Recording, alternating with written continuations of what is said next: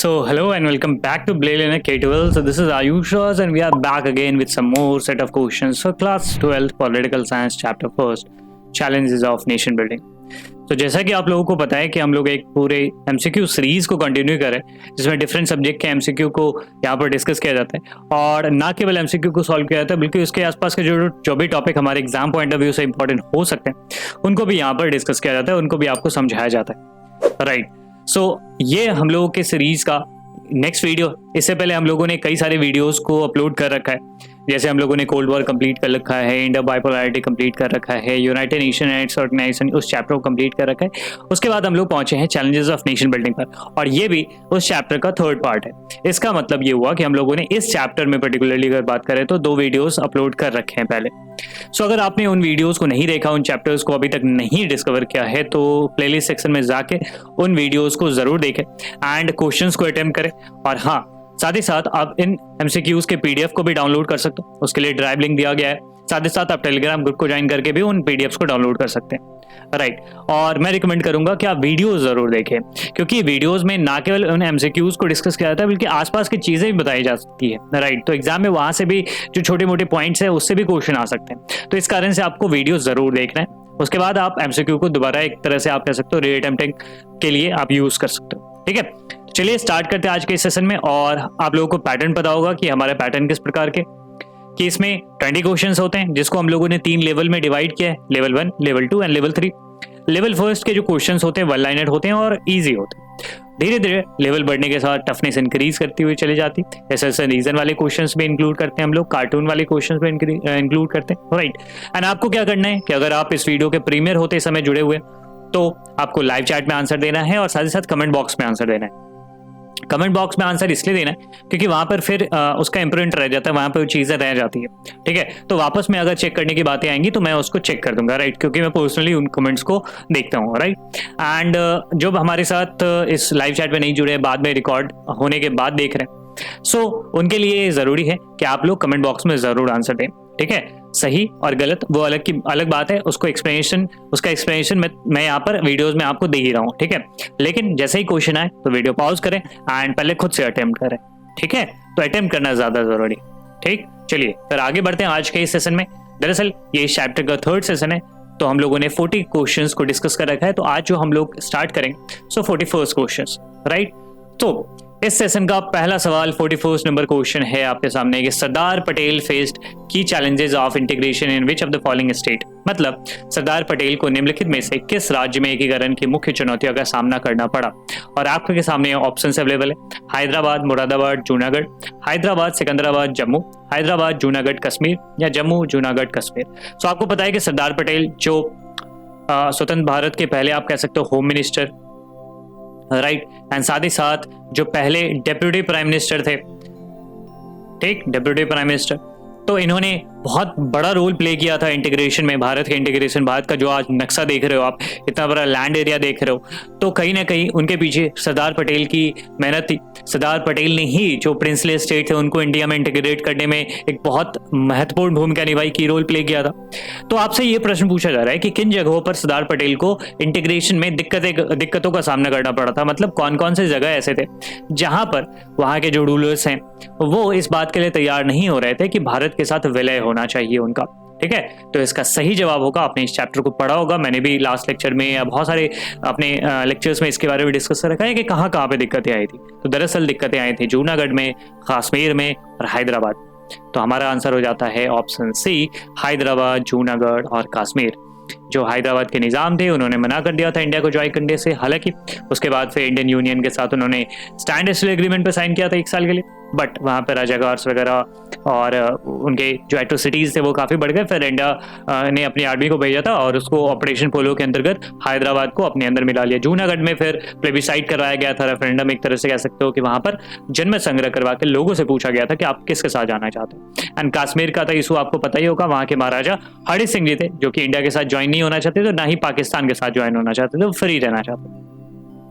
सो कश्मीर के जो राजा थे फिर उनको मजबूरी में होना पड़ा, क्योंकि पाकिस्तान की तरफ से जो एक तरह से कह सकते हो ट्राइबल पीपल थे, हालांकि उनके भेष में बहुत सारे पाकिस्तान के आर्मी के पीपल भी थे, उन लोगों ने अटैक कर दिया इन पे। फिर इनको बचाने के लिए फिर इनको इंडिया के साथ इंस्ट्रूमेंट ऑफ एक्सेशन पे साइन करना पड़ा और ये इंडिया का पार्ट बन गया। ठीक है, सो कश्मीर का ये अल्लाह, तो ये चीज़ है। ठीक है, हैदराबाद और कश्मीर तो इंडिपेंडेंट रहना चाहते थे, जूनागढ़ वाले तो भाई साहब ये जाना चाहते थे पाकिस्तान। ठीक, हालांकि जब जूनागढ़ को इसमें मिला दिया गया तो जूनागढ़ के जो आखिरी रूलर थे, उनके जो प्रधानमंत्री थे, वो सब पाकिस्तान चले गए और वहीं पर बस गए। ठीक, सो इसका सही जवाब होगा ऑप्शन सी। चलिए अब हम लोग सेकंड क्वेश्चन पे और बढ़ते हैं। 42 नंबर क्वेश्चन है, which state was carved out of Assam from the following? निम्नलिखित में से कौन सा राज्य असम से अलग होकर बने थे? ठीक है, मेघालय, सिक्किम, मणिपुर या त्रिपुरा। तो आपको बताना है कि इनमें से कौन सा राज्य आसाम से अलग होकर बना है। तो मैंने आपको पिछले लेक्चर में भी बताया था कि इस चैप्टर में जो बॉक्स दे रखा है येलो कलर में, उसको आपको ध्यान से पढ़ना है और जितने भी स्टेट्स को मेंशन किया गया उसमें उस चीज को आपको याद रखना है कि वो कब फॉर्म हुआ था, कब उसको स्टेटहुड मिला एंड सो ऑन, राइट। सो इसमें से आपको जवाब देना है कि आसाम में से अलग होकर कौन बना था। तो इसका सही जवाब होगा, आई होप कि आप सभी लोग दे रहे होगे लाइव चैट में आंसर और कमेंट बॉक्स में भी। तो इसका सही जवाब होगा ऑप्शन ए, मेघालय। दरअसल मेघालय जो है ना वो आसाम का ही पार्ट हुआ करता था एक जमाने में, फिर वहां से गारो हिल्स, जयंतिया और खासी हिल्स जो है ना उसको अलग करके, वो जो इलाके थे उसको अलग करके मेघालय बनाया गया था। ठीक है, तो इसका सही जवाब होगा मेघालय। अब आपको कमेंट बॉक्स में ये बताना है कि मेघालय कब स्टेट बना है। जल्दी से आप लोग बता दीजिए कि मेघालय कब स्टेट बना था कमेंट बॉक्स में, लाइव चैट में, राइट। तब तक हम लोग बढ़ते हैं अगले प्रश्न की ओर। 43 नंबर क्वेश्चन है आपके सामने, which are the following two states were most affected by the partition of India?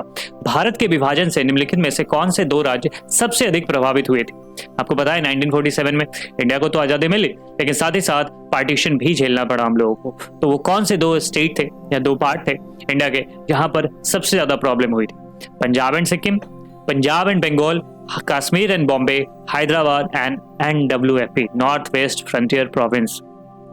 तो आपको बताना है कि कौन से दो पार्ट्स थे जो सबसे ज्यादा अफेक्टेड थे पार्टीशन से। ठीक है, विभाजन से कौन से दो स्टेट सबसे ज्यादा प्रभावित थे। ठीक, तो आपको पता होगा कि जो विभाजन किया गया था वो धर्म के आधार पर बेसिकली किया गया, कि वैसे इलाके जहां पर मुस्लिम जनसंख्या ज्यादा है उन इलाकों को पाकिस्तान बना दिया गया और बाकी बचे हुए क्षेत्रों को भारत में रहना दिया गया। सो मुस्लिम वाले जो इलाके थे वो दरअसल दो एरियाज में थे, पंजाब में भी और बंगाल में भी। तो उन दोनों ही एरियाज को अलग करके पाकिस्तान बना दिया गया था। तो दो जो इलाके सबसे ज्यादा प्रभावित हुए थे इन विभाजन के दंश से, उसका सही जवाब होगा पाकिस्तान, पंजाब एंड बंगाल, राइट। तो ऑप्शन बी इसका सही जवाब। ठीक है, आई होप सभी लोग आप करेक्ट आंसर दे रहे होंगे। अब हम लोग बढ़ते हैं 44 नंबर प्रश्न की ओर। चलिए, नया क्वेश्चन है आपके सामने कि which of the following state was separated on the basis of separate regional culture और complaints of regional imbalance in development? मतलब निम्नलिखित में से कौन सा राज्य अलग क्षेत्रीय संस्कृति या विकास में क्षेत्रीय असंतुलन की शिकायतों के आधार पर अलग किया गया था?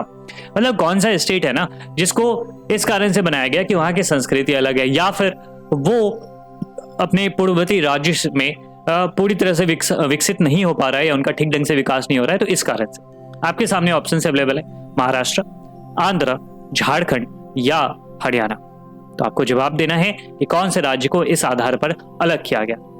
सो मैंने आपको पिछले लेक्चर में बताया था कि महाराष्ट्र कैसे बना था। दरअसल जो महाराष्ट्र है ना वो बॉम्बे का पार्ट हुआ करता था। पहले महाराष्ट्र नाम का स्टेट नहीं था, पहले बॉम्बे नाम का स्टेट था और इसमें गुजराती लोग और मराठी लोग दोनों ही रहते थे। फिर क्या हुआ कि उसको दो पार्ट में बांट दिया गया और दो पार्ट में बांटकर उसमें महाराष्ट्र बना दिया गया और उसको गुजरात बना दिया गया। तो इस आधार पर बनाया, मतलब क्या कि महाराष्ट्र जो बनाया गया वो लैंग्वेज के आधार पर बनाया गया। ठीक, तो महाराष्ट्र तो होगा नहीं। आंध्रा की अगर बात करें तो आंध्रा स्टेट भी लैंग्वेज के आधार बनाया गया है। जो ओल्ड मद्रास प्रोविंस था उसमें तेलुगु बोलने वाले जो इलाके थे उसको अलग करके आंध्रा स्टेट बनाया गया 1953। ठीक है, तो ये चीज है। उसके बाद हरियाणा की बात करें तो हरियाणा के बारे में मैंने बताया कि ये पंजाब से अलग करके बनाया गया था। दरअसल पंजाबी बोलने वाले लोगों के लिए पंजाब और हिंदी बोलने वाले लोगों के लिए हरियाणा बनाया गया था। तो ये चीज है। तो तीनों जवाब इसका नहीं होगा, तो कौन सा सही आंसर होगा? झारखंड। दरअसल अगर आप देखोगे तो मैंने आपको लास्ट लेक्चर में बताया था कि 15 नवंबर 2000 को बिहार से झारखंड को अलग कर दिया गया था। किस आधार पर? तो अगर आप झारखंड के कल्चर को देखोगे ना, एथनिसिटी को देखोगे तो वहां पर जो आदिवासी लोग ज्यादा रहते हैं और वो जो क्षेत्र है ना वो आदिवासियों का क्षेत्र है ज्यादातर। एंड झारखंड के लोगों का यह भी कहना था कि बिहार का पार्ट बनने से उनको एक तरह से निग्लेक्ट किया जा रहा है या डेवलपमेंट उनका नहीं हो पा रहा है सही से।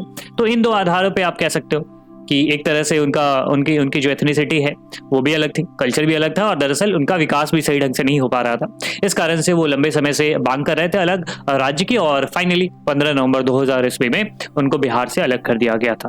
तो इसका सही जवाब होगा ऑप्शन सी, राइट। फिर आपको एक चीज और बता देता हूँ कि 2000 में ही 2 और स्टेट बने थे। एक स्टेट बना था जिसका नाम था उत्तरांचल, जिसका बाद में नाम बदल के उत्तराखंड कर दिया गया। अभी जो आप स्टेट देख रहे हो उत्तराखंड, तो ये भी 2000 में ही बना था, एंड 15 नवंबर को नहीं बना था, बट 2000 की बात है।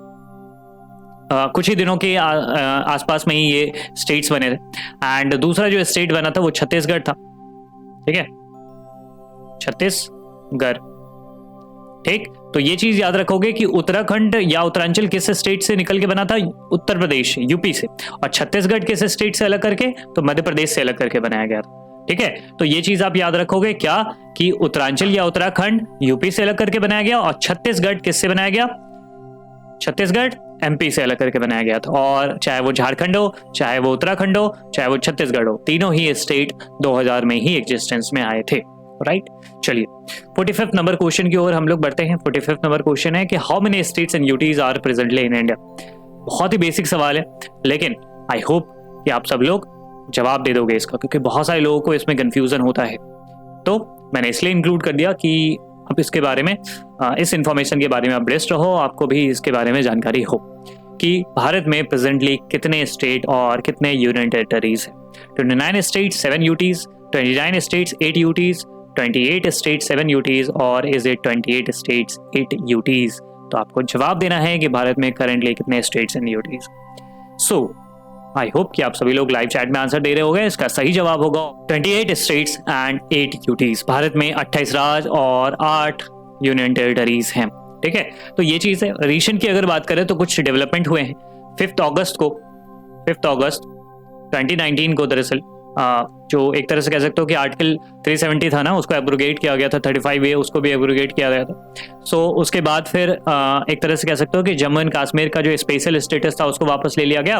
एंड उसी साल 31 अक्टूबर को, उसी साल 2019 की बात है, 31 अक्टूबर को ना सरदार पटेल की एक तरह से कह सकते हो उनका वर्षगांठ होता है, उनकी जयंती होती है। तो उस दिन क्या किया गया कि जम्मू एंड कश्मीर को यूटी का दर्जा मिल गया, और लद्दाख को भी उसी का पार्ट हुआ करता था पहले। जम्मू एंड कश्मीर तो पहले स्टेट था ना, तो उसको 2 पार्ट में डिवाइड कर दिया गया। जम्मू एंड कश्मीर रहने दिया गया, यूटी रहेगा, और लद्दाख भी एक यूटी अलग बना दिया गया सेपरेट। तो ये चीज है। फिर 26 जनवरी 2020 को जब हमारे देश का गणतंत्र दिवस था, उस साल दादरा एंड नगर हवेली, ठीक है, एंड दमन एंड दीव, ठीक है, दमन बहुत पास में ही है ये सब आइलैंड, दमन एंड दीव, इनको मिक्स कर दिया गया था, इनको मिला दिया गया और एक यूनियन टेरिटरी बना गया। तो रीसेंट डेवलपमेंट ये है। और करेंटली अभी इंडिया में 28 राज्य और 8 केंद्र शासित प्रदेश, ठीक है। चलिए नेक्स्ट क्वेश्चन की ओर बढ़ते हैं। 46 number question, which of the following was banned for some time after the assassination of Gandhi ji. Gandhi ji की हत्या के बाद निम्नलिखित में से किस पर कुछ समय के लिए प्रतिबंध लगा दिया गया था? ऑप्शन ए राष्ट्रीय Swayamsevak Sangh, communist party of India, भारतीय जनसंघ या इंडियन नेशनल कांग्रेस। तो आपको बताना है गांधी जी की हत्या के बाद इनमें से किस संगठन पर प्रतिबंध लगा दिया गया था कुछ समय के लिए, ठीक। तो आपको पता होगा कि गांधी जी की हत्या कर दी गई थी 30 जनवरी 1948। आप लोगों को पता होगा 30 जनवरी 1948 को दिल्ली में बिरला हाउस है, वहां पर गांधी जी प्रार्थना सभा में पार्ट लेने गए थे, और वहीं पर नाथूराम गोडसे जो आते हैं वो आते हैं, और उन्होंने 3 गोलियां दरअसल गांधी जी के सीने में उतारी, और वहीं पर गांधी जी का देहांत हो जाता है। सो नाथूराम गोडसे रिस्पॉन्सिबल थे इस असैसिनेशन के लिए। और दरअसल जो नाथूराम गोडसे का एक तरह से पॉलिटिकल एसोसिएशन था ना, वो इस संगठन से था। इस कारण से इस संगठन को कुछ समय के लिए बैन कर दिया गया। तो वो कुछ संगठन का नाम क्या है? राष्ट्रीय स्वयंसेवक संघ, RSS। तो इसका सही जवाब होगा RSS। RSS को कुछ दिनों के लिए बैन कर दिया गया था after the assassination of Mahatma Gandhi, right. तो ये चीज याद रखोगे। 30 जनवरी 1948 को गांधी जी की हत्या कर दी गई थी। चलिए नेक्स्ट क्वेश्चन की ओर प्रोसीड करते हैं। 47 number question, Vidarbha is a region belongs to, मतलब विदर्भ किस राज्य में एक क्षेत्र है? महाराष्ट्र, गुजरात, मध्य प्रदेश या कर्नाटक। दरअसल विदर्भ जो रीजन है ना, वो एक ऐसा क्षेत्र है जो कि मांग कर रहा है, कई सालों से मांग कर रहा है कि हमें अलग राज्य बनाना चाहिए, ठीक है, मतलब उनको एक अलग राज्य का दर्जा चाहिए, तो इस कारण से भी इंपॉर्टेंट हो जाता है। और भी कई चीजें हैं, जैसे विदर्भ है। फिर सौराष्ट्र के बारे में आपको बता देता हूँ, एक सौराष्ट्र भी है। सौराष्ट्र, इसकी मांगे उठती रहती है। सौराष्ट्र दरअसल गुजरात में है। फिर अगर आप विदर्भ की बात करोगे जो इस क्वेश्चन में है, तो विदर्भ कहाँ से बिलोंग करता है? महाराष्ट्र से। तो विदर्भ वाला जो एरिया है ना, वो कहां से बिलोंग करता है? महाराष्ट्र से। फिर देखोगे तो हरित प्रदेश एक बनाने की बात आती है, वो दरअसल यूपी और आप कह सकते हो कि वेस्ट बंगाल का भी कुछ एरिया लेकर वो एक अलग स्टेट बनाना चाहते हैं। तो दरअसल अलग अलग क्षेत्रों में ये मांगे उठती रहती है कि हमें अलग राज्य चाहिए, हमें अलग स्टेट चाहिए, तो ये सारी चीजें चलती रहती है। तो यहाँ पर आपसे प्रश्न पूछा जाता है कि विदर्भ किस राज्य में है दरअसल अभी, तो वो एरिया है महाराष्ट्र। ठीक है, चलिए नेक्स्ट क्वेश्चन की ओर प्रोसीड करते हैं। 48 नंबर क्वेश्चन है आपके सामने। India was partitioned according to the, मतलब भारत का विभाजन किसके अनुसार हुआ था? Radcliffe plan, Irwin plan, Nehru plan और इज इट माउंटबेटन प्लान? ठीक है, देखिए ये लेवल फर्स्ट का सवाल है, तो वन लाइनर है, तो काफी इजी लग रहा होगा, बट आपको जवाब देना है इसका, और धीरे धीरे हम लोग टफनेस को इंक्रीज करते हुए चलेंगे जब हम लोग लेवल 2 और लेवल 3 में पहुंचेंगे। तो इंडिया का जो विभाजन हुआ किस आधार पे हुआ था या किस प्लान के अंतर्गत हुआ था? Radcliffe plan? नहीं, रैडक्लिफ तो आप कह सकते हो कि बाउंड्री कमीशन बनाई गई थी ना पंजाब और बंगाल में बाउंड्री डिमार्केट करने के लिए, उसको हेड कर रहे थे, ठीक है, सर साइरिल रैडक्लिफ, राइट। इसलिए इंडिया और पाकिस्तान का जो बाउंड्री है या इंडिया और बांग्लादेश का जो बाउंड्री है उसको रैडक्लिफ लाइन भी कहते हैं। तो ये रैडक्लिफ लाइन तो नहीं होगा या रैडक्लिफ प्लान तो नहीं होगा। इरविन तो बहुत पुराने समय के, अगर आप कहोगे तो 1930-31 के आसपास भारत के वाइसरॉय थे। नेहरू क्यों पार्टीशन की बात करेंगे, तो इसका सही जवाब होगा माउंटबेटन, बिकॉज लॉर्ड माउंटबेटन जो थे ना, वो हमारे देश के आखिरी गवर्नर जनरल थे, ठीक है, आखिरी गवर्नर जनरल थे, और लॉर्ड माउंटबेटन के प्लान के अंतर्गत ही हमारे देश का पार्टीशन हुआ था। उन्होंने प्लान पेश किया था और उस पर सहमति मिल गई थी, और उसके बाद फिर जो वहां के राजा थे ब्रिटेन के, उन्होंने 18 जुलाई 1947 को इंडिया इंडिपेंडेंस एक्ट पे साइन भी कर दिया था। तो वहां से ये चीजें निश्चित हो गई थी कि इंडिया का पार्टीशन होगा। और जब इंडिया का पार्टीशन और इंडिया को इंडिपेंडेंस मिल गई, तो फिर लॉर्ड माउंटबेटन ने कंटिन्यू भी किया था इंडिया के गवर्नर जनरल के तौर पे, ठीक है। तो हमारे एक तरह से कह सकते हो ब्रिटिश इंडिया के सबसे आखिरी गवर्नर जनरल भी लॉर्ड माउंटबेटन, और इंडिपेंडेंट इंडिया के भी first governor general Lord Mountbatten. हालांकि उसके बाद सी राजगोपालाचारी, जिनको राजा जी भी कहते हैं, वो बने फिर, और उसके बाद तो फिर वो पोस्ट ही खत्म हो गया। तो ये चीज है। सो इसका सही जवाब होगा Mountbatten plan, right. And Mountbatten जो थे ना, लॉर्ड माउंटबेटन, वो ब्रिटेन के जो किंग थे उनके सेकंड कजिन थे, राइट। तो उस फैमिली से बिलोंग करते थे। नेक्स्ट क्वेश्चन है आपके सामने 49th question. Who propounded two nation theory? Mohammad Ali Jinnah, Mahatma Gandhi, Nizam of Hyderabad और इज इट मौलाना अबुल कलाम आजाद? द्विराष्ट्र सिद्धांत किसने प्रतिपादित किया था? मोहम्मद अली जिन्ना, महात्मा गांधी, हैदराबाद के निजाम या फिर मौलाना अबुल कलाम आजाद? तो आपको बताना है टू नेशन थ्योरी किन्होंने प्रोपाउंड किया था। देखो मात्मा गांधी की बात करोगे तो वो क्यों टू नेशन थ्योरी को प्रोपाउंड करेगा? निजाम ऑफ हैदराबाद भी इसका सही जवाब नहीं होगा, उसको तो बस अपनी आजादी से मतलब था, वो क्यों इंडिया और पाकिस्तान को बीच में बंटवाने चलेगा। मौलाना अबुल कलाम आजाद जो थे ना, वो कांग्रेस के लीडर थे और बाद में जाकर वो भारत के पहले शिक्षा मंत्री भी बनते हैं। उन्होंने कई सारे काम किए और उन्होंने इस चीज का पुरजोर विरोध किया था कि भारत का विभाजन होना चाहिए, तो वो नहीं चाहते थे, ठीक है। वो ये कहते थे कि मुस्लिम लीग ही केवल भारत के मुस्लिमों का लीडर नहीं है, रिप्रेजेंटेटिव नहीं है, और भी मुस्लिम्स हैं जो कि चाहते हैं कि वो इंडिया के ही पार्ट बने रहे। तो मौलाना अबुल कलाम आजाद नहीं होगा इसका सही जवाब। तो इसका सही जवाब होगा मोहम्मद अली जिन्ना, ठीक है। उन्होंने ही टू नेशन थ्योरी को प्रतिपादित किया था और उसकी एडवोकेसी करी थी, ठीक। तो अब हम लोग बढ़ते हैं लेवल फर्स्ट के आखिरी सवाल की ओर, दैट इज 50th क्वेश्चन है आपके सामने। The ruler of which state first announced independent statehood? किस राज्य के शासक ने सबसे पहले स्वतंत्र राज्य की घोषणा करी थी? ट्रावनकोर, मणिपुर, हैदराबाद और इज इट मैसूर या मैसूरू? तो आपको बताना है कि कहाँ के रूलर ने सबसे पहले इंडिपेंडेंट स्टेटहुड की घोषणा कर दी। सो जैसा कि आप सभी लोगों को पता है कि ब्रिटिश जो गवर्नमेंट थी, उन्होंने ये फ्रीडम दिया हुआ था प्रिंसली स्टेट को कि अगर आप चाहो तो इंडिया को ज्वाइन कर सकते हो, या चाहो तो पाकिस्तान को ज्वाइन कर सकते हो, या फिर उनके लिए एक तीसरा ऑप्शन भी खुला हुआ था, अगर वो चाहें तो इंडिपेंडेंट नेशन के तौर पे, कंट्री के तौर पे भी एग्जिस्ट कर सकते हैं, ठीक है। तो ये जब ऑप्शन मिल गया ना, तो बहुत सारे प्रिंसली स्टेट है, उन्होंने धीरे धीरे इस चीज से मना कर दिया कि हम ना तो इंडिया को ज्वाइन करेंगे ना ही पाकिस्तान को, और उन्होंने अपने आप को इंडिपेंडेंट घोषित करना शुरू कर दिया था। ये चीजें तो कई जगह दिक्कतें आई थी, लेकिन धीरे धीरे जब सरदार पटेल ने चार्ज लिया और जब उन्होंने नेगोशिएशन स्टार्ट किए अलग अलग प्रिंसली स्टेट, तो धीरे धीरे सारे मिलते चले गए, ठीक है। और आखिरी में 2 ही 3 प्रिंसली स्टेट बचे जहां पर दिक्कतों का सामना करना पड़ा था, राइट। जैसे हो गया जूनागढ़, कश्मीर, हैदराबाद, तो इन सब इलाकों में ही केवल करना पड़ा था। कुछ मणिपुर में भी इशू हुआ था, राइट। तो ये चीज है। तो सबसे पहले किस स्टेट ने ये कह दिया कि भाई हम तो आजाद ही रहेंगे? तो इसका सही जवाब होगा त्रावणकोर। देखिए त्रावणकोर जो है ना, वो अभी के समय का आप केरला समझ सकते हो, केरला वाला जो पार्ट है वो चीज। सो त्रावणकोर के जो रूलर थे उन्होंने सबसे पहले मना कर दिया कि भाई हम तो नहीं जुड़ने वाले हैं इंडिया के साथ, ठीक है, हम इंडिपेंडेंट रहेंगे। उसके अगले ही दिन हैदराबाद के निजाम ने बोल दिया कि हम भी नहीं जुड़ेंगे। तो हैदराबाद भी इसका सही जवाब होगा, लेकिन वो एक दिन लेट हो गया, तो इसलिए फर्स्ट यहाँ पे पूछा जा रहा है ना, तो फर्स्ट अगर पूछा जा रहा है तो इसका सही जवाब होगा त्रावणकोर, ठीक है। उसके एक दिन बाद हैदराबाद के निजाम ने किया था, ठीक। तो ये चीज आप याद रखोगे। फिर भोपाल के जो नवाब थे उन्होंने भी कह दिया कि भाई हम कॉन्स्टिट्यूएंट असेंबली को ज्वाइन नहीं करेंगे, तो ऐसे कुछ चीजें होने लगी थी, ठीक। तो इसका सही जवाब होगा त्रावणकोर, ठीक। चलिए अब हम लोग बढ़ते हैं लेवल 2 की ओर, और लेवल 2 का पहला सवाल है आप सभी के सामने। Which of the following statements is or are correct? आपके सामने 2 स्टेटमेंट दिए गए हैं जिसमें से आपको देखना है कि कौन सा स्टेटमेंट सही है। कंसिडर करना है 2 स्टेटमेंट को। The 2 nation theory was based on the religious ground, मतलब द्विराष्ट्र सिद्धांत धार्मिक आधार पर आधारित था, ठीक। दूसरा स्टेटमेंट है कि Congress supported this theory and the demand for division, मतलब कांग्रेस ने इस सिद्धांत और विभाजन की मांग का समर्थन किया। काफी आसान सवाल है अगर आपने ध्यान से इस चैप्टर को पढ़ा है तो। पहला क्या स्टेटमेंट है कि 2 nation theory was based on the religious ground, बिल्कुल सही बात है। 2 नेशन थ्योरी यही चीज पर बेस्ड था ना कि भारत दरअसल केवल एक लोगों का देश नहीं है, यहाँ पर दरअसल 2 लोगों का, ये 2 समुदायों का देश है भारत।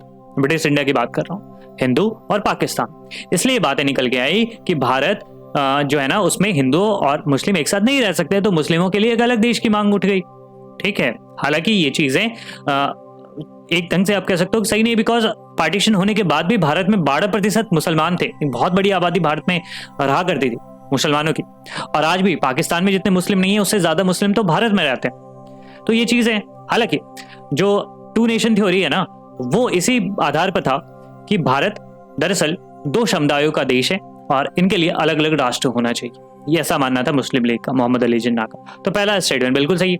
दूसरा स्टेटमेंट कहा जा रहा है कि Congress supported this theory, no sir ma'am, Congress ने कभी भी इस थ्योरी का एक तरह से कह सकते हो सपोर्ट नहीं किया। उनको मजबूरी में इस चीज को बाद में एक्सेप्ट करना पड़ा था, तो उन्होंने कभी भी सपोर्ट नहीं किया और कभी भी डिवीजन की डिमांड नहीं करी थी, ठीक है। कांग्रेस को मजबूरी में ये चीजें करनी पड़ी और फाइनली ये फाइनलाइज हुआ कि भारत टूट जाएगा 2 पार्ट। तो ये चीज है। तो दूसरा स्टेटमेंट तो बिल्कुल गलत है और पहला स्टेटमेंट सही है। तो उसका सही ऑप्शन होगा, सही जवाब होगा ऑप्शन ए, ओनली फर्स्ट, ठीक। आई होप आप सभी लोगों ने सही आंसर दिया होगा। चलिए मूव करते हैं हम लोग 52nd क्वेश्चन की ओर। 52nd क्वेश्चन है आपके सामने कि which of the following statements about the princely state is incorrect. रियासतों, देशी रियासतों के बारे में निम्नलिखित में से कौन सा कथन गलत है, राइट। अगेन मैं एम्फेसिस डाल रहा हूं कि आपको ये देखना है कि इनकरेक्ट पूछा जा रहा है कि करेक्ट पूछा जा रहा है, ठीक। चलिए, some of the princely states clearly wanted to become part of the Indian union, कुछ रियासतें स्पष्ट रूप से भारतीय संघ का हिस्सा बनना चाहते थे, ठीक। नेक्स्ट है the Indian government was ready to give autonomy to some region, Bharat सरकार कुछ क्षेत्रों को स्वायत्तता देने के लिए तैयार थी। थर्ड ऑप्शन है the rural of Junagadh had decided not be an independent state and be part of independent India, Junagadh के शासक ने एक स्वतंत्र राज्य नहीं होने और स्वतंत्र भारत का हिस्सा बनने का फैसला किया था। ऑप्शन डी है princely state covered 1/3 of the land area of the British India, रियासतें, देशी रियासतें ब्रिटिश भारत के भूमि क्षेत्र के 1/3 अर्थात 1/3 भाग में फैली थी। तो आपको बताना है कि इनमें से कौन सा स्टेटमेंट इनकरेक्ट है। तो एक एक करके अगर आप स्टेटमेंट को पढ़ोगे तो पहला स्टेटमेंट क्या है कि कुछ प्रिंसली स्टेट थे ना वो बिल्कुल बनना चाहते थे इंडियन यूनियन का पार्ट, ये सही बात है। अगर आप इधर राजपूताना वाले स्टेट्स के पास आओगे, राजस्थान वाले, तो बहुत सारे स्टेट तो इस चीज के लिए बिल्कुल तैयार हो गए कि भाई हम तो इंडियन यूनियन को ही ज्वाइन करेंगे, ठीक है। और अगर आप कहोगे कि इंडिपेंडेंस से कुछ दिनों पहले तक, तो ऑलमोस्ट लगभग आप कह सकते हो कि सभी प्रिंसली स्टेट इस बात के लिए तैयार हो गए कि हम तो इंडियन यूनियन का पार्ट ही बनेंगे, ठीक है। तो ये नेगोशिएशन का जो पावर है एक तरह से कह सकते हो कि सरदार पटेल का, उसका परिणाम। हालांकि कुछ जगह पे दिक्कतें आई थी, लेकिन ऑलमोस्ट आप कह सकते हो कि ज्यादातर जो प्रिंसली स्टेट थे वो तैयार हो गया। कुछ तो प्रिंसली स्टेट शुरू से ही तैयार था कि हम तो इंडियन यूनियन का पार्टी बनेंगे। तो ये स्टेटमेंट बिल्कुल सही है, इनकरेक्ट नहीं हो सकता है। दूसरा स्टेटमेंट है कि इंडियन गवर्नमेंट तैयार थी ऑटोनॉमी देने के लिए, बिल्कुल सही बात है। इंडियन गवर्नमेंट तो इतना भी कहती थी कि आप कुछ चीजें हमें दे दीजिए, बाकी आप अपनी चीजों को रखिए। जैसे आप डिफेंस वाला मसला हमें दे दीजिए, फॉरेन अफेयर्स वाला मसला हमें दे दीजिए, और जो कम्युनिकेशन वाला है, 3 चीज, ठीक है, डिफेंस, फॉरेन अफेयर्स और कम्युनिकेशन, ये 3 मसला हमें हैंडल करने दीजिए, बाकी आप अपने हिसाब से करो, ठीक है, हम कोई इंटरफेयर नहीं करेंगे। इवन कि इंडिया तो प्रिवी पर्स वाला कंसेप्ट भी लेके आए थे कि अगर आपको कुछ फाइनेंशियल जरूरत है तो उसके लिए भी हम आपको कुछ ग्रांट्स वगैरह देने के लिए तैयार है। तो मतलब इस तरीके से आप बस बन जाओ इंडिया का पार्ट। इंडिया की जो गवर्नमेंट थी वो इस तरीके से चल रही थी। तो ये भी स्टेटमेंट बिल्कुल सही है कि ऑटोनॉमी देने के लिए भी तैयार थी, राइट। उसके बाद है थर्ड ऑप्शन कि ruler of Junagadh had decided not to be an independent state and be part of independent. ये गलत है बिल्कुल।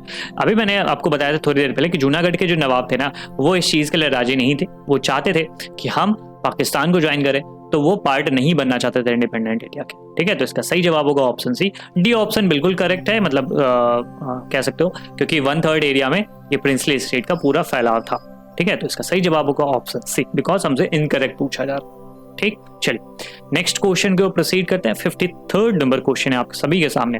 अगेन 2 स्टेटमेंट्स है, उनको कंसीडर करना है कि इनमें से कौन से स्टेटमेंट करेक्ट हैं। The government of India announced the formation of separate Andhra state in December 1952। मतलब भारत की सरकार ने आंध्रा स्टेट को बनाने का या गठन करने की घोषणा जो है वो दिसंबर 1952 में की थी। उसके बाद बी स्टेटमेंट है कि language remain the sole basis of organisation of state so far. अब तक राज्यों के संगठन का या गठन का एकमात्र आधार भाषा ही रही है। आपको बताना है कि इनमें से कौन सा स्टेटमेंट करेक्ट है। तो अगर आप पहला स्टेटमेंट देखोगे तो ये बिल्कुल सही है कि दिसंबर 1952 में पंडित नेहरू जो थे उन्होंने अनाउंस कर दिया कि एक तरह से कह सकते हैं कि वहाँ पर हिंसा फैल गया था, बिकॉज पट्टी श्री रामलू का निधन हो गया था। उसके बाद लोग उग्र हो गए थे, पुलिस एक्शन में कई सारे लोग गोलीबारी में मारे गए थे। तो इस कारण से पंडित नेहरू ने एक तरह से कह सकते हो उनका दबाव पड़ा और इसके कारण से उन्होंने घोषणा कर दी कि ठीक है, हम तैयार हैं कि जो ओल्ड मद्रास प्रोविंस है उससे हम लोग तेलुगु वाले एरिया को अलग करके एक आंध्रा स्टेट बना देंगे। और अगले साल फिर अक्टूबर 1953 में आंध्रा बना दिया जाता है, आंध्रा स्टेट। तो ये स्टेटमेंट बिल्कुल सही। दूसरा स्टेटमेंट है कि language remain the sole basis of organisation of state so far. मतलब अभी तक केवल भाषा के आधार पर स्टेट बनाए गए? नो सर मैम, अभी थोड़ी देर पहले हम लोगों ने देखा था कि कल्चर के आधार पर भी स्टेट बने, कई बार तो ज्योग्राफिकल आधार पर भी स्टेट बने। जैसे जो हिमाचल प्रदेश वाला एरिया है वो तो ज्योग्राफिकल हिसाब से ही बना है ना, कि वो पहाड़ी क्षेत्र है तो उसको फिर अलग कर दो। पंजाब में जब हिंदी बोलने वाले के लिए हरियाणा और पंजाबी बोलने वाले के लिए पंजाब बनाया गया, तो हिमाचल प्रदेश जो थे ना वो पहाड़ी एरिया आते थे, तो उनको ज्योग्राफिकल लोकेशन के आधार पर उनको अलग स्टेट बनाया गया। वहीं अगर फिर उत्तरांचल की बात करोगे तो उत्तरांचल को भी इसी आधार पर बनाया गया ना, कि वो या फिर अभी के समय जो उत्तराखंड जिसको आप कहते हो तो वो भी यूपी का ही पार्ट है। तो यूपी मेनली आप ज्यादातर देखोगे ना तो प्लेन एरिया है, ठीक है, मैदानी इलाके। और वो जो उत्तरांचल वाला एरिया हुआ करता था, उत्तराखंड वाला एरिया, सो पहाड़ी एरिया, ठीक है। आप जानते हो उत्तराखंड, देहरादून एंड बहुत सारे और भी चीजें वहां पर है, तो पहाड़ी एरिया, तो उसको फिर अलग कर दिया गया था, ठीक है। तो ज्योग्राफिकल आधार पर, कल्चर आधार पर, एथनिसिटी के आधार पर, तो कई सारे आधार पर हमारा डिवीजन हुआ है, ठीक है। तो आप नहीं कह सकते कि लैंग्वेज अभी तक अकेला आधार रहा है जिसपे स्टेट्स को रीऑर्गेनाइज किया गया। तो दूसरा स्टेटमेंट बिल्कुल गलत है। अगेन हमारा जो आंसर बनेगा ऑप्शन ए, ओनली फर्स्ट, ठीक। आई होप चीजें क्लियर हो गई होगी। अब हम लोग बढ़ते हैं अगले प्रश्न की ओर। सो अगला प्रश्न है, which of the following statement is incorrect about the organisation of state. राज्यों के संगठन के बारे में निम्नलिखित में से कौन सा कथन गलत है पूछा जा रहा। अगेन आपको ध्यान से इन स्टेटमेंट को पढ़ना है, काफी हिंदी स्टेटमेंट्स हैं लेकिन ध्यान से पढ़ोगे तो फिर आंसर आपको आसानी से मिल जाएगा। In the early years, the main concern was the demands for separate states would endanger the unity of the country. मतलब प्रारंभिक वर्षों में मुख्य चिंता यह थी कि अलग राज्यों की मांग देश की एकता को खतरे में डाल देगी। सेकेंड ऑप्शन है, Initially, the Indian government accepted the demand under popular pressure. मतलब प्रारंभ में भारत सरकार ने लोकप्रिय दबाव में मांग को स्वीकार कर लिया। थर्ड ऑप्शन है, the path to politics and power was now open to people other than the small English speaking elites. मतलब राजनीति और सत्ता का रास्ता अब छोटे अंग्रेजी बोलने वाले अभिजात्य वर्ग के अलावा अन्य लोगों के लिए खुला था। और चौथा ऑप्शन है, the organisation of states on various basis somehow scattered national unity. मतलब विभिन्न आधारों पर राज्यों के संगठन ने किसी तरह राष्ट्रीय एकता को बिखेर दिया। तो आपको बताना है कि इनमें से कौन सा स्टेटमेंट इनकरेक्ट। तो अगर आप पहला स्टेटमेंट पढ़ोगे ना तो बिल्कुल सही है आपको लगेगा, बिकॉज ये जो स्टेटमेंट है ना इसमें ये कहा जा रहा है कि जो शुरुआती दिनों में सबसे मेन कंसर्न यही था ना भारत के नेताओं के बीच में कि अगर हम लैंग्वेज के आधार पर स्टेट बनाना शुरू कर दे, एक लैंग्वेज के आधार पर एक स्टेट और भी चीजें करना शुरू कर दे, तो हो सकता है कि भारत की एकता और अखंडता पे एक खतरा बन जाए, भारत कई टुकड़ों में बट जाए, ठीक है। तो ये स्टेटमेंट बिल्कुल सही है, तो हमें तो इनकरेक्ट ढूंढना है, तो ये तो नहीं होगा आंसर।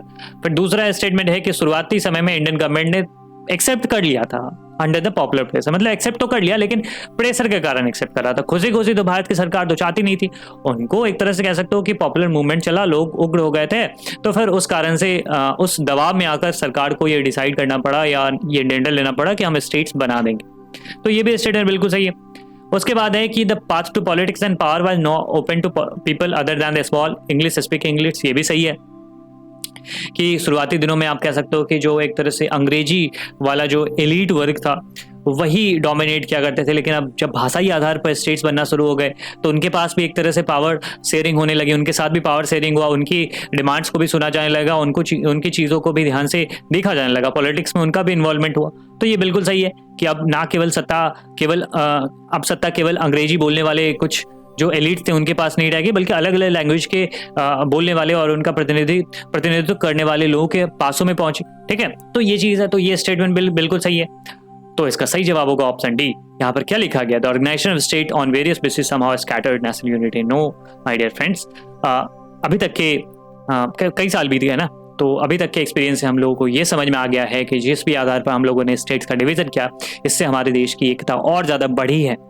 ठीक है, या फिर आप कह सकते हो कि अगर ना किया जाता लैंग्वेज के आधार पर डिवीजन भारत का, तो हो सकता था कि भारत की यूनिटी खतरे में पड़ जाए। ठीक है, हो सकता था कि बहुत सारे जो स्टेट्स हैं जो डिमांड कर रहे थे कि हमें अलग स्टेट चाहिए, अलग स्टेट चाहिए, तो अगर ना पूर्ति करी जाती तब हो सकता था। हालांकि ये तो फिर वही बात हो गई कि अगर ये होता तो क्या होता, तो उस चीज़ में नहीं पढ़ना है। लेकिन अभी तक के एक्सपीरियंस से हम लोगों को ये पता चला है कि डिवीजन करके स्टेट्स को बांट कर एक तरह से एडमिनिस्ट्रेशन करने में भी आसानी हुई और भारत की यूनिटी को भी अक्षुण्ण रखने में हमें मदद मिली। राइट, तो इसका सही जवाब होगा ऑप्शन डी। ठीक, चलिए नेक्स्ट क्वेश्चन की ओर पहुंच गए हम लोग, जो कि लेवल 2 का सबसे आखिरी सवाल है। 55 नंबर क्वेश्चन है, who was the last king of Manipur? Manipur के अंतिम राजा या शासक कौन थे? महाराजा हरि सिंह, महाराजा बोधाचंद्र सिंह, महाराजा चूड़ाचंद्र सिंह या फिर महाराजा गंभीर सिंह? तो आपको बताना है कि इनमें से आखिरी रूलर कौन थे।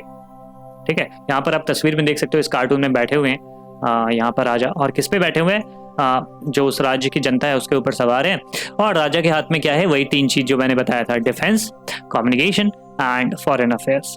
तो ये 3 चीज मांग रहे हैं सरदार पटेल कि भाई साहब आप हमें दे दो, बाकी अपनी ऑटोनॉमी रख लो, आपको जो करना है अपने स्टेट में आप उस हिसाब से अपने शासन करो, बस ये 3 चीज हमें दे दो।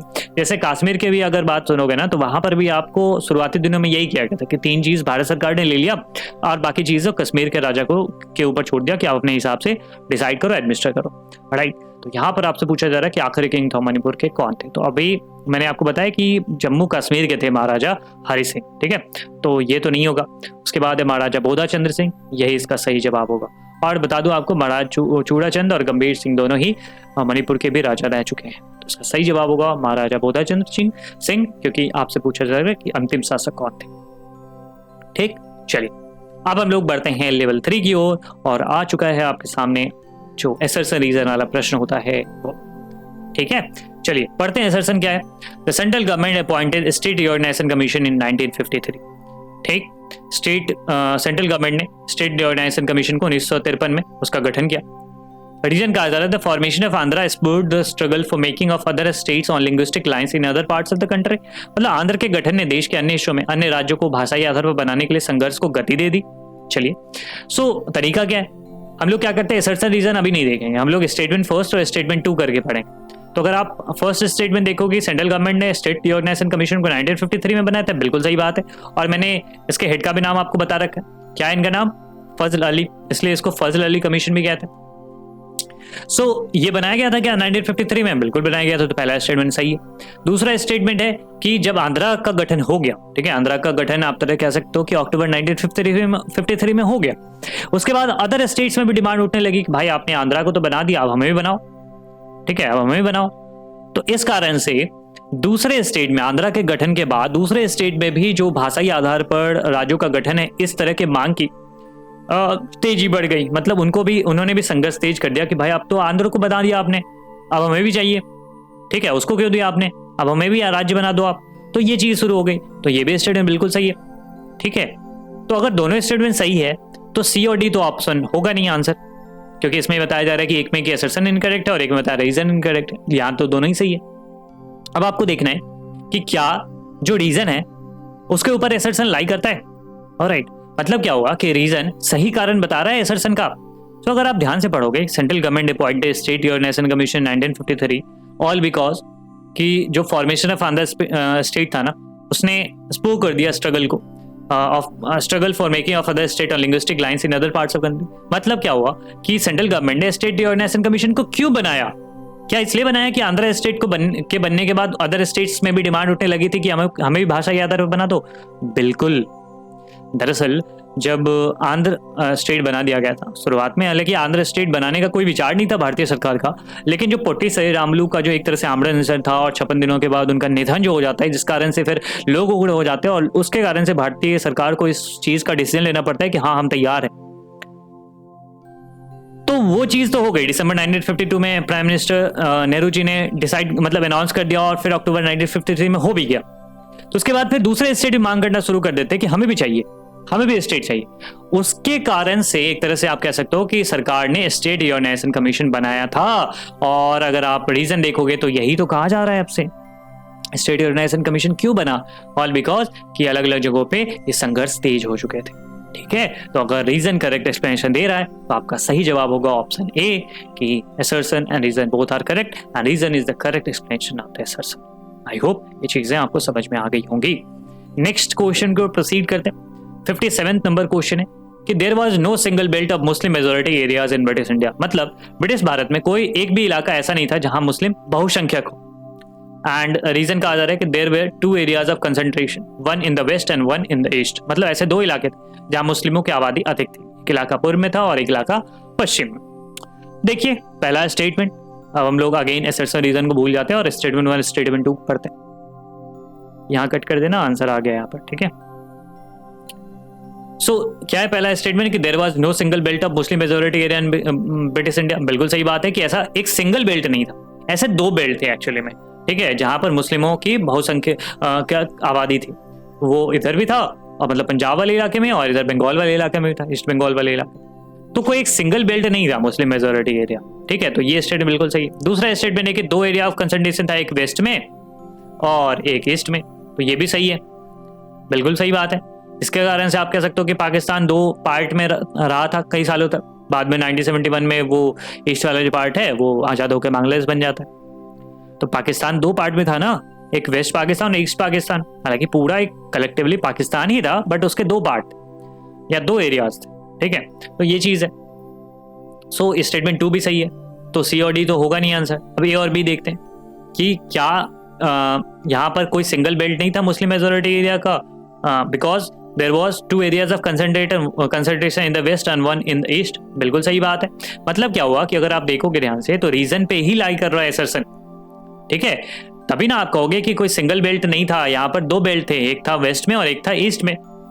राइट, तो जो रीजन है वो करेक्ट एक्सप्लेनेशन दे रहा है। तो अगर करेक्ट एक्सप्लेनेशन दे रहा है तो उसका सही जवाब होगा ऑप्शन ए। राइट, आई होप ये चीजें क्लियर हो गई होगी। अब हम लोग बढ़ते हैं अगले प्रश्न की ओर। 58 नंबर क्वेश्चन है आप सभी के सामने। The British Indian provinces were directly under the control of the British government. जो ब्रिटिश इंडियन प्रोविंसेस थे, मतलब ब्रिटिश भारतीय प्रांत थे, वो सीधे ब्रिटिश सरकार के नियंत्रण में थे। रीजन कहा जा रहा है कि princely state were indirectly under the control of British, they enjoyed some form of control over their internal affairs as long as they accepted British supremacy और सुजरेनिटी। देश रियासती अप्रत्यक्ष रूप से अंग्रेजों के नियंत्रण में थी। जब तक उन्होंने ब्रिटिश वर्चस्व को स्वीकार कर लिया, तब तक उनको अपने आंतरिक मामलों पर किसी न किसी रूप में नियंत्रण का आनंद उनको दिया गया था या नियंत्रण की आजादी दी गई थी।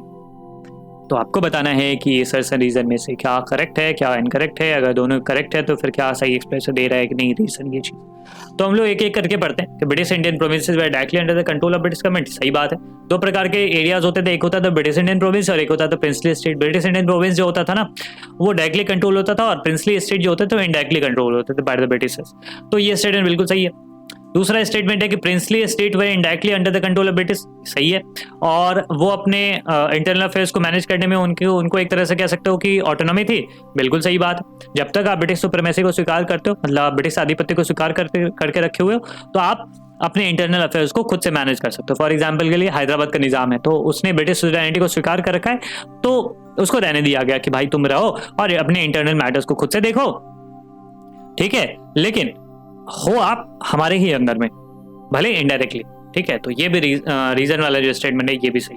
अब आपको ये देखना पड़ेगा क्या रीजन जो है वो करेक्ट एक्सप्लेनेशन दे रहा है सर्सन का। तो अगर आप देखोगे तो princely state were indirectly under the control of British, they enjoyed some sort of control over the internal affairs. इसका ब्रिटिश इंडियन प्रोविंस से क्या ही लेना देना है, मतलब ये कोई कारण थोड़ी है कि British Indian province directly control थे क्योंकि प्रिंसली स्टेट का इनडायरेक्ट कंट्रोल था। या दोनों अलग अलग ही स्टेटमेंट है और इंडिविजुअली करेक्ट। और जब इंडिविजुअली करेक्ट होते हैं तो हमारा आंसर बन जाता है ऑप्शन बी कि दोनों ही इंडिविजुअली करेक्ट हैं और रीजन आपका करेक्ट एक्सप्लेनेशन नहीं दे रहा है, क्योंकि दोनों अलग ही चीज़ों की बात कर रहे हैं। पहला बात कर रहा है ब्रिटिश इंडियन प्रोविंसेस का और दूसरा बात कर रहा है प्रिंसली स्टेट का। ठीक है, तो ये सही नहीं है, राइट, मतलब सही एक्सप्लेनेशन नहीं है, तो इस कारण से हमारा ऑप्शन बी करेक्ट हो जाता है। चलिए आज के हम लोग इस सेशन के सेकंड लास्ट क्वेश्चन की ओर पहुंच चुके हैं। सो असर्शन है on 14-15 August 1947 two nation states came into existence, India and Pakistan. कि 14 और 15 अगस्त की रात, या कह सकते हो उस दिन दो राष्ट्र राज्य अस्तित्व में आए थे, भारत और पाकिस्तान। सबको पता है, ठीक है, कि 14-15 अगस्त की रात में ना, या कह सकते हो 14 तारीख को पाकिस्तान और 15 तारीख को भारत, ये दो जो नेशन स्टेट थे वो एग्जिस्टेंस में आए थे। पहले ये सब एक ही पार्ट थे, ब्रिटिश इंडिया, बट उसके बाद फिर 14-15 अगस्त को 1947 में दो स्टेट एग्जिस्टेंस में आए। तो ये स्टेट में बिल्कुल सही। रीजन वाला पढ़ते हैं कि before 15 August 1947 peaceful negotiation had brought almost all state whose territory were contiguous to the new boundaries of India into the Indian union. 15 अगस्त 1947 से पहले शांतिपूर्ण वार्ता ने लगभग सभी राज्यों को भारतीय संघ में ला दिया था, जिसके क्षेत्र भारत की नई सीमाओं से सटे थे। मतलब 15 अगस्त 1947 से पहले लगभग सभी राज्य जो प्रिंसली स्टेट थे उनको इंडिया में मिला लिया गया था। जो भी भारत के स्टेट से, भारत की सीमा से लगते हुए स्टेट थे उनको मिला लिया गया। तो क्या ये सही है? बिल्कुल सही है। कुछ देर पहले हम लोगों ने डिस्कस किया था कि ऑलमोस्ट सभी स्टेट इंडिया के साथ आ चुके थे, कुछ इक्का दुक्का नहीं आया था, वो अलग चीज। तो ये स्टेटमेंट बिल्कुल सही, ठीक है। अब आप देखो कि क्या रीजन पे लाई करता है असर्शन, ऑलराइट। सो अगर आप देखोगे 14-15 अगस्त 1947 को दो नेशन स्टेट में आए, एग्जिस्टेंस में आए इंडिया और पाकिस्तान। इसमें प्रिंसली स्टेट को इंडिया के साथ मिलाने की, इंडिया के बाउंड्रीज डिसाइड करने की बात कहाँ से आ गई? इसका रीजन थोड़ी दे रहा है, मतलब रीजन सही एक्सप्लेनेशन नहीं है असर्शन का। आप देखोगे तो इंडिविजुअली अगेन करेक्ट है ये दोनों स्टेटमेंट, लेकिन उसका सही एक्सप्लेनेशन नहीं दे रहा है। ठीक है, कि 14-15 अगस्त को दो नेशन एक्सिस्टेंस में आए और इसका कारण था कि सारे एरियाज को इंडिया के साथ मिला लिया गया था। नहीं, ये चीज़ें नहीं होती, ठीक है। तो इंडिविजुअली अगर ये स्टेटमेंट करेक्ट है और सही एक्सप्लेनेशन नहीं दे रहे तो इसका आंसर हो जाएगा ऑप्शन बी। ठीक, आई होप ये चीज़ें क्लियर हो गई। चलिए अब हम लोग बढ़ते हैं आखिरी सवाल की ओर। 60th क्वेश्चन है आप सभी के सामने। The voice of Khan Abdul Ghaffar Khan, जिनको हम लोग किस नाम से जानते हैं? फ्रंटियर गांधी, सीमांत गांधी के नाम से जानते हैं। The voice of Khan Abdul Ghaffar Khan was simply ignored and the NWFP North West Frontier Province was merged with Pakistan।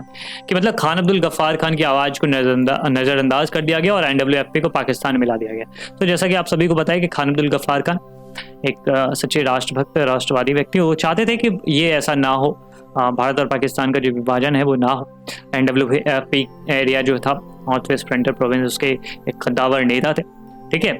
तो ये चीज़ है, और बहुत बड़े गांधी जी के अन्य भक्त और एक कह सकते हो कि डेडिकेटेड फॉलोअर जो थे वो थे। सो खान अब्दुल गफ्फार खान की बातों को नज़रअंदाज कर दिया गया और NWFP को पाकिस्तान के साथ मर्ज कर दिया गया। बिल्कुल सही बात है। वो जो एरिया है ना, आप देखोगे कि पाकिस्तान वाला जो पंजाब है उसके ऊपर लगता हुआ एरिया है, ठीक है। तो NWFP आज भी पाकिस्तान का ही पार्ट है और उसी इलाके में दरअसल ये चीज़ है। एंड उसके बाद की NWFP was an area of Hindu majority but still made part of Pakistan. की मतलब NWFP वाला जो एरिया ना वो हिंदू बहुल क्षेत्र था, लेकिन फिर भी पाकिस्तान का हिस्सा बना। क्या ये स्टेटमेंट सही है? आपको ये देखना पड़ेगा। इंडिविजुअली पहले आप चेक करोगे ना कि NWFP क्या हिंदू बहुल क्षेत्र था, लेकिन फिर भी उसको पाकिस्तान के साथ मिला दिया गया? नो माय डियर फ्रेंड्स, ऐसा कुछ नहीं था। NWFP जो एरिया थे वो मुस्लिम मेजोरिटी वाले ही एरिया थे, तो वहाँ पे हिंदू मेजोरिटी नहीं थी, ठीक है। तो जैसे ही हमारा रीजन गलत होता है तो हमारा आंसर क्या बन जाएगा? ऑप्शन डी, बिकॉज यहाँ पर लिखा हुआ है रीजन इज इनकरेक्ट। लेकिन ऐसा मत करना कि एग्जाम में जाकर ऑप्शन डी को डायरेक्ट टिक कर देना। आप देख लेना कि ऑप्शन में किस में रीजन इनकरेक्ट बताया जा रहा है, कि हो सकता है कि वो स्वैप कर दें। यहाँ पर ना हम लोग ऐसे दे रहे हैं कि सी में दे रहे हैं कि असर्शन इज इनकरेक्ट और रीजन इज करेक्ट, और डी में दे रहे हैं उल्टा इसका, तो हो सकता है कि वो स्वैप कर दें। जो डी में लिखा हुआ है यहाँ पर वो आपको एग्जाम में सी में मिल जाए और सी वाला डी में मिल जाए। तो आपको ये देखना पड़ेगा, देख लेना आप लोग, इस चीज़ का ध्यान रखना कि ऑप्शन में क्या है। कई बार ऑप्शन को भी ऊपर नीचे वो लोग कर देते हैं, ठीक है। तो आपको ये देखना होगा कि अगर यहाँ पर रीजन गलत तो रीजन इनकरेक्ट किस ऑप्शन में, तो यहाँ पर डी है, तो हमारा जो सही आंसर बन जाएगा वो हो जाएगा ऑप्शन डी। आई होप ये सारी चीज़ें आप लोगों को समझ में आ गई होगी।